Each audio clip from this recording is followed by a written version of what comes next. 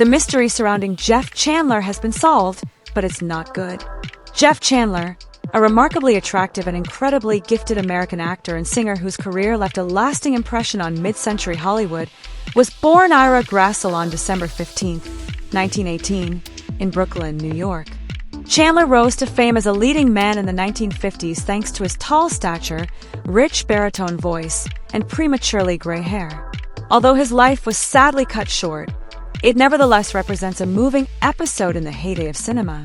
He is admired for both his physical presence and his quiet intensity on screen. Chandler was raised in a working-class Jewish family and, in spite of the Great Depression's financial hardships, had a passion for the arts from a young age. Following his graduation from Brooklyn's Erasmus Hall High School, he studied acting at New York City's Fagan School of Dramatic Art. He worked diligently and resolutely in radio and stock theater, perfecting his trade and setting the groundwork for a future that seemed bright. Chandler was assigned to the Aleutian Islands while serving in the U.S. Army during World War II. His military service only strengthened his sense of devotion and discipline, which would later characterize his acting style. When he returned to civilian life, he went into radio work and became well known for his unique voice. In the end, this vocal prowess led to movie appearances, first with little roles and progressively expanding into big studio movies. Although Jeff Chandler's portrayal of a tough gangster in the movie Johnny O'Clock in 1948 was his breakthrough performance, it was a stirring portrayal of Cochise the Apache Chief in Broken Arrow in 1950 that really made him famous. He was nominated for an Academy Award for Best Supporting Actor for this role. A noteworthy accomplishment, particularly in light of the racial dynamics of the era. His respectful, sympathetic portrayal of Cochise demonstrated Chandler's breadth and sensitivity as an actor and signaled a shift in how Native American characters were portrayed in Hollywood. Chandler became a sought-after leading actor after Broken Arrow's success, appearing in numerous films in a variety of genres.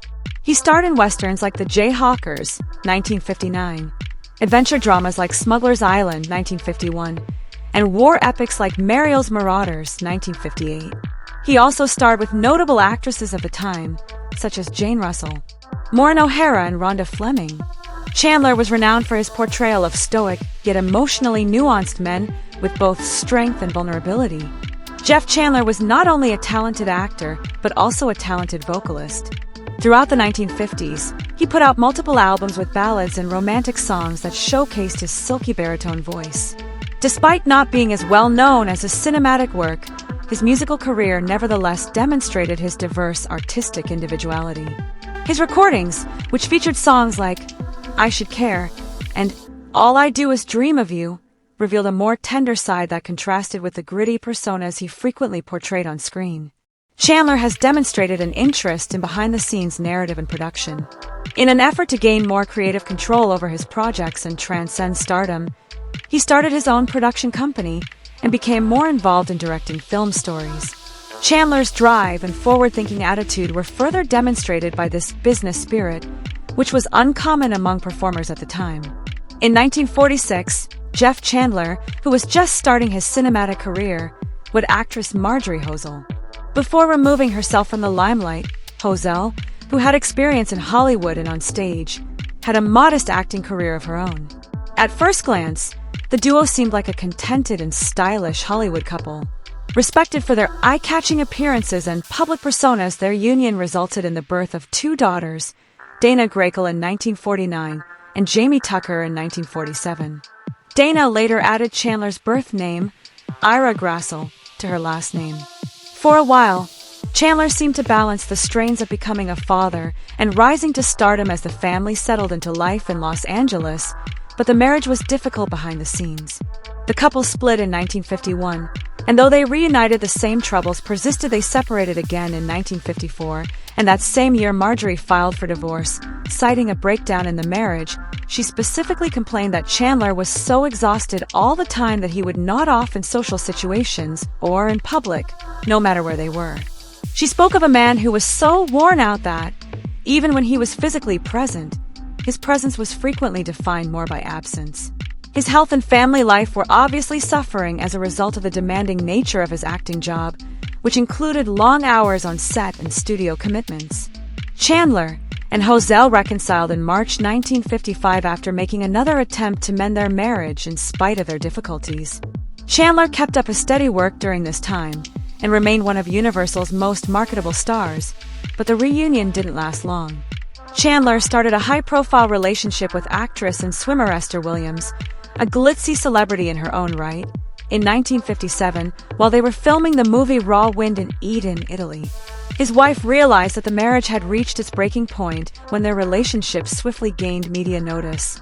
After more than 10 years of marriage marked by numerous attempts at reconciliation, but finally being overtaken by Chandler's professional responsibilities and personal choices, Hosel filed for divorce once more at the end of that year.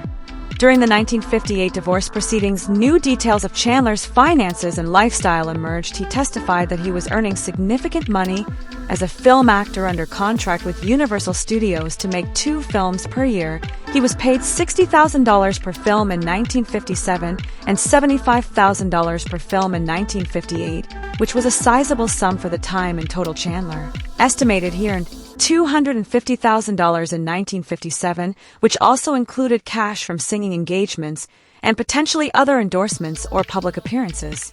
However, he also highlighted that his wealth was substantially decreased by various professional fees. His personal manager, business manager, and agent collectively consumed roughly 25% of his income, and he had additional costs related to his lifestyle, family responsibilities, and career maintenance. Despite these deductions, the court ordered Chandler to continue paying his wife $1,500 per month as interim support. In June 1959, the final divorce settlement was reached, and it was quite large. Chandler committed to providing his ex-wife and girls with financial security by paying more than $2,166 in alimony each month in addition to $500 in child support. He also made a lump sum payment of $100,000 to a figure that reflected both the length of their marriage and Chandler's continuous success. In reflecting on the dissolution of their marriage, Hosel noted that Chandler had grown increasingly preoccupied by his career to the point where even his time off set was devoured by business obligations. She implied that he was emotionally and physically inaccessible to his family by saying that he spent all of his free time in his business office working on a photograph. She also mentioned that she developed an ulcer as a physical result of years of marital tension due to the stress of the failing marriage. Following the divorce, Chandler's love life continued to garner attention from the public. He was connected to a number of women in the entertainment business, such as singer and actress Gloria DeHaven. Confidential magazine, a well-known tabloid of the time that focused on Hollywood scandals, revealed their connection, which had been handled with some caution. The active pursuit of sensational stories by the tabloid press, frequently at the expense of celebrity privacy, was demonstrated at a trial involving confidential private investigator Fred Otak, who disclosed that detectives had followed Chandler and DeHaven to obtain evidence of the affair. When Esther Williams' book, The $1 Million Mermaid, was released in 1999, Chandler's personal life entered its most contentious phase. She stated in it that Chandler's confession of being a cross-dresser following his marriage proposal was the reason their relationship had terminated. Decades after Chandler's passing, the sensational and contentious claims sparked a resurgence of media interest in his personal life.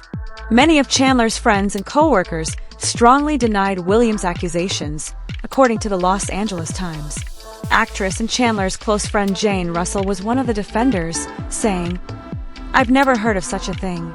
Jeff was a nice guy who was definitely all man, so cross-dressing is the last thing I would expect from him." Her incredulity was echoed by other members of the entertainment industry, who suggested that the claim was either overstated or misinterpreted.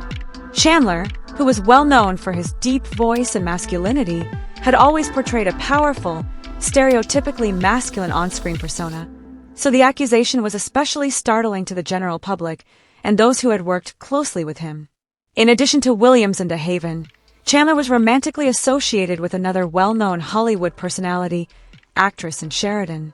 Chandler's reputation as a charming and desirable leading man both off and on-screen was enhanced by their association, even though the relationship was never formally confirmed.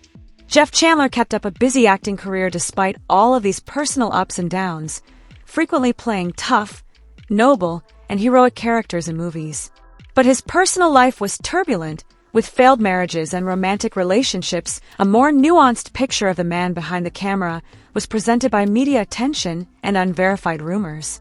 His intense focus on his career and public image frequently left those closest to him feeling neglected or overburdened, and his commitment to work seemed to come at the expense of his personal happiness. For many years, the name Jeff Chandler conjured up the vision of a deep-voiced, silver-haired star who wowed audiences in the 1950s with his sultry charisma and commanding on-screen persona.